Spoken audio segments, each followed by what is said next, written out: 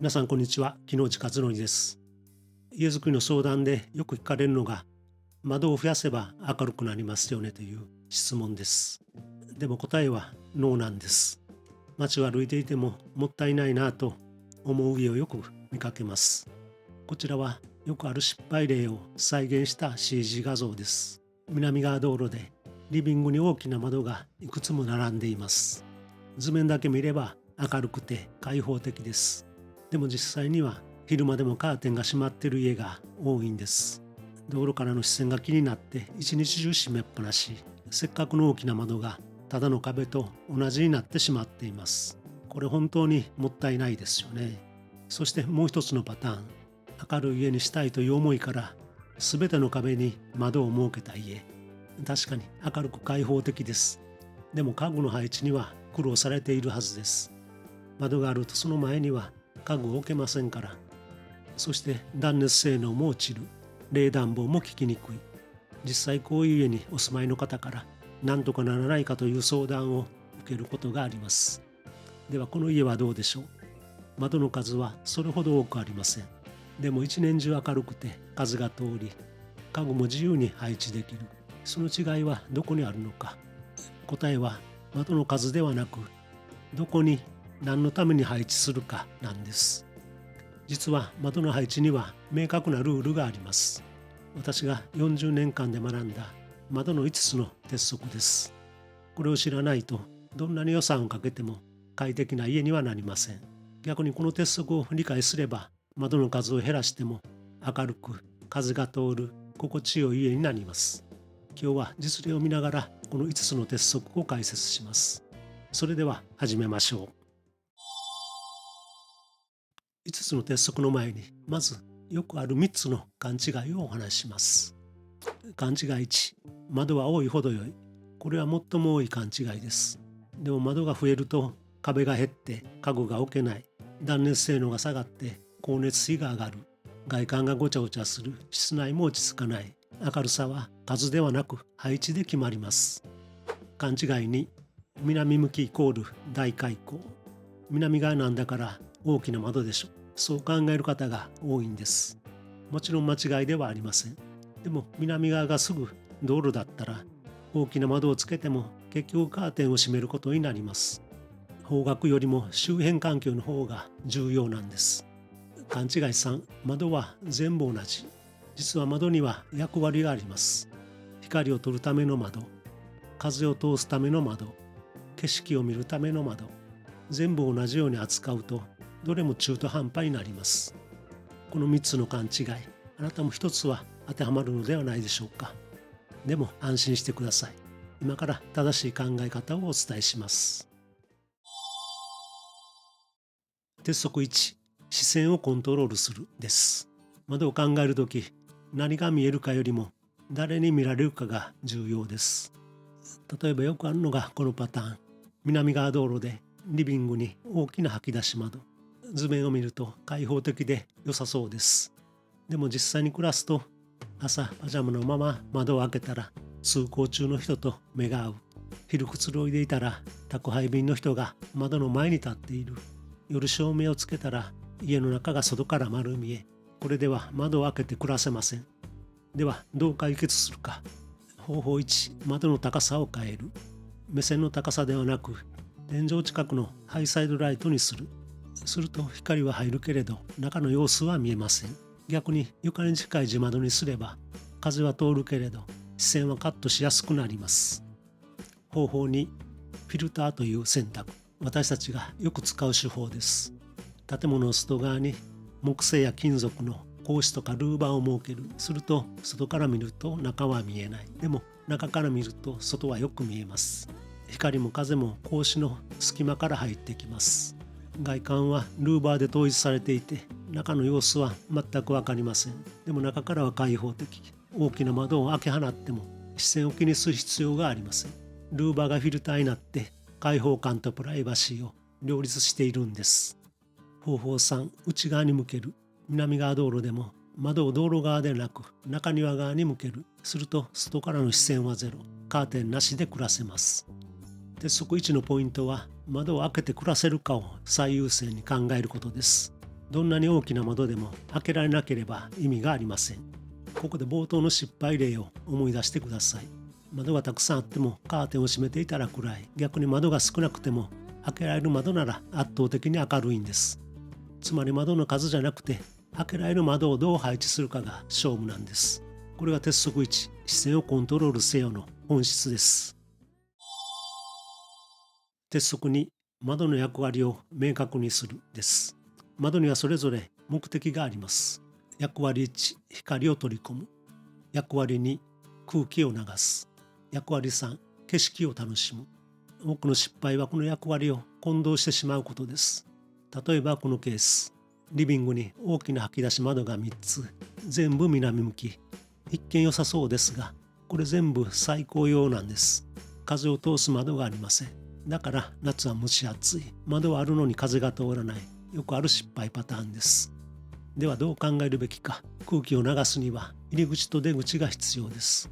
最も効率的なのは低い位置から入って高い位置から出る流れ。例えば1階のリビング窓から入った空気が吹き抜けを上昇して2階の窓から外に抜けていく。暖かい空気は自然に上がるので、窓を開けるだけで家全体が換気されます。これを煙突効果と言います。階段を利用すれば合理的で、ほとんどの家で叶えられます。光を取り込むならできるだけ高い位置に窓を設けます。なぜなら高い位置の光は天井や壁に反射して部屋全体に広がるからです。低い位置の窓だと光が床に当たるだけで奥まで届きません。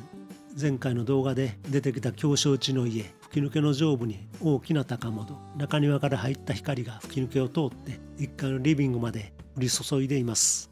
だから北側のリビングでも一日中明るいんです。鉄則2のポイントは、それぞれの窓に明確な仕事を与えること。最高は高窓で、通風は上下の窓で、眺望は座った時の目線で役割を分けることで少ない窓でも十分な機能を果たせます。もう一つの斜面に立つ家。こちらは窓の役割が明確に分かれています。カウンターの上は採光と眺望の窓。カウンターの下は通風の窓としています。窓がたくさんあっても低い位置にあったら光は手前までしか届かない。でも高い位置に窓があれば光が奥まで届いて部屋全体が明るくなります。さらに吹き抜けがあると奥まで光が届く。これが鉄則に窓の役割を明確にせよの本質です。窓の配置と役割が明るさを決めるんです。鉄則3、窓と壁のバランスを取るです。これは単なる数字の問題ではありません。実は何もない壁をどう残すかというデザインの本質に関わる話です。何もない壁の役割について見ていきます。壁の役割1、光を感じさせる。何もない壁は光のスクリーンです。朝の光が壁を這い上がる。木の影が壁に揺れる。夕日が壁を染める。何もない壁があるから光の変化を感じられるんです。窓だらけの家ではこの豊かさは絶対に味わえません。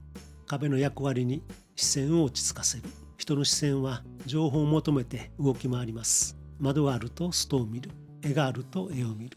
家具があると家具を見る。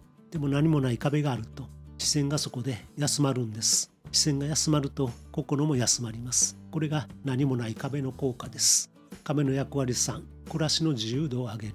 何もない壁はいわばあなたのキャンバスです。絵を飾りたければ飾る。本棚を置きたければ置く。何も置きたくなければそのまま。壁があるから暮らしを自由に描けるんです。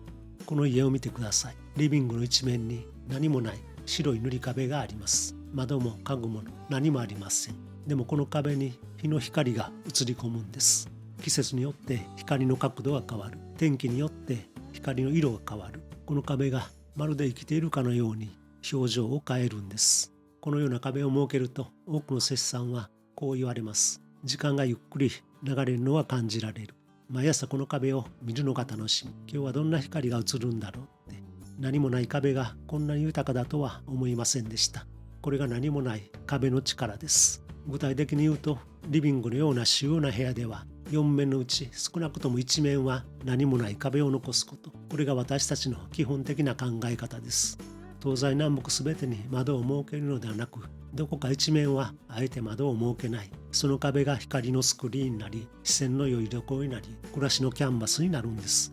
ただし敷地の条件によってはどうしても窓を多く設けざるを得ない、何もない壁を残すことができない場合もあります。そういう時はどうするのか。実は何もない壁に感じられればいいんです。例えばこの家、窓が多くて壁が少ない。でも一面に作り付けの壁面収納を設けました。この収納の表面は真っ白。窓もなく飾りもありません。つまり収納を壁に見立てたんです。すると光がこの壁面収納に映り込み、視線もここで落ち着きます。機能としては収納ですが、空間としては何もない壁の役割を果たしているんです。あるいはこういう方法もあります。どうしても壁の前に階段を設けないと収まらない場合、ここではスケルトン階段を採用しました。階段の段板だけを持ち出しているので、階段がオブジェのようになって壁の存在感は失われません。窓の数は変えられなくても、視線の工夫で何もない壁を感じさせることができます。こういった列柱だけでも仕上げを変えて存在感を高めると、面としては小さくても壁に見立てることができます。これが設計者の仕事なんです。つまり大切なのは何もない壁を確保するという考え方そのものです。物理的に壁が残せるなら残す、残せないなら工夫で作る。この姿勢が光を感じられる心地よい空間を生むんです。最近よく見るのが窓を増やしすぎて壁がない家。確かに明るいかもしれませんが、光を感じられない家になってしまいます。光を感じるためには影が必要です。窓を感じるためには壁が必要なんです。これが鉄則3、窓と壁のバランスを取るということです。鉄則4、隣地との関係を読むです。窓を計画するとき、自分の敷地だけ見ていては失敗します。なぜなら窓から見えるのは隣の家の壁かもしれないからです。よくあるのはこんなケース。南側だから大きな窓をつけよう。図面上では完璧です。でも実際には南隣に3階建ての建物が建っています。窓から見えるのはコンクリートの壁だけ。光もほとんど入りません。これでは窓の意味がありません。ではどうすればいいのか。対策1、上から取る。隣が高ければさらに高い位置から光を取る。例えば吹き抜けの2階部分にハイサイドライトを設ける。すると隣の建物の屋根の上から光を取り込めます。対策2、方向を変える。南がダメなら東や西、あるいは天窓を検討する。固定観念を捨てて柔軟に考えることが大切です。対策3、自分だけの空を作る。林地に囲まれた敷地なら中庭という選択があります。外ではなく中に開く自分だけの空間を作ることで周囲の影響を受けません。この家は両隣が3階建てや5階建てに囲まれています。普通に窓をつけても隣の壁しか見えません。そこで中央に中庭を作って全ての窓を内側に向けました。すると隣の建物は一切見えない。見えるのは空と自分の庭だけ。周囲の制約を逆手にとってプライベートな空間を作ったんです。鉄則4のポイントは、窓から何が見えるかを必ず現地で確認すること。図面だけでは分かりません。実際に現地に立って隣の高さ、窓の位置、庭の様子まで確認する。これが失敗しない秘訣です。鉄則5、光と風を立体的に設計するです。これが最も重要な視点です。なぜなら家の快適さは自然の力をどう生かすかで決まるからです。どんなに広い家でもどんなに高級な素材を使っても光と風がなければ心地よくはありません。光は上から取るのが基本です。なぜなら光は直進するから。低い窓の光は床に当たって終わり。でも高窓の光は天井や壁に反射して部屋全体に広がります。さらに吹き抜けと組み合わせると2階の窓から入った光が吹き抜けを通って1階のリビングまで届きます。この家がそうです。南側の部屋の上、隣の建物よりも高い位置に大きな高窓があります。ここから入った光が吹き抜けを通って1階リビングまで降り注ぎます。風を通すには入り口と出口の両方が必要です。そして最も自然なのは低い位置から入って高い位置から出る流れ。暖かい空気は自然に上昇するので窓を開けるだけで空気が循環します。右側の壁は道路に面していますが、横滑り窓を開けても外からは見えません。エアコンに頼らなくても自然の風で快適に過ごせます。これが本当の意味でも快適さだと思うんです。もう一つ忘れていけないのが軒です。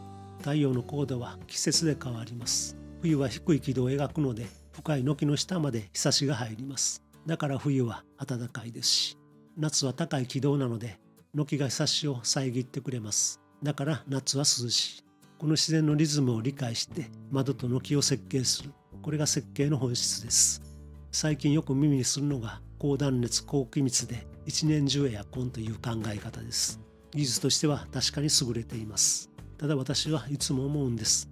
人が本当に心地よいと感じるのは何なのかと。それは一定の温度に管理された空気ではなく、季節の移ろいを感じられる空間ではないでしょうか。春の朝、窓を開けたら柔らかい風が入ってくる。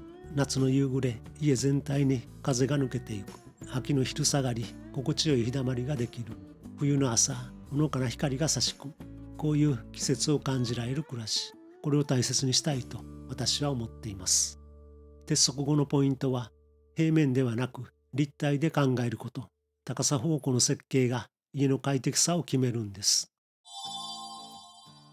さて、5つの鉄則をお話ししてきましたが、実際の現場でのその活用事例をお見せしましょう。よくある家はこうです。リビングの四方に窓がたくさんあって確かに明るいです。